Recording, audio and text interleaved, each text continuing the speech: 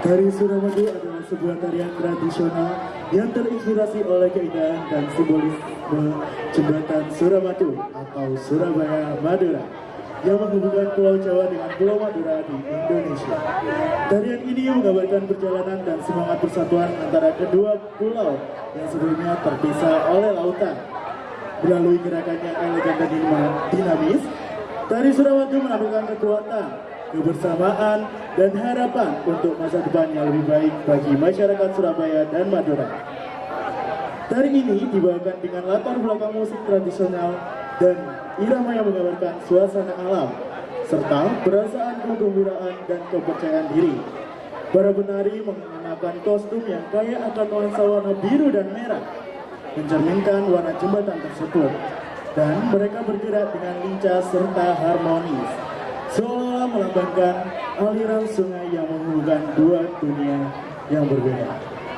Tarian ini bukan hanya sebuah seni pertunjukan, tetapi juga sebuah simbol persatuan dan kebanggaan bagi masyarakat Madura dan Surabaya. Inilah penampilan tari Suramadu. Selamat menyaksikan.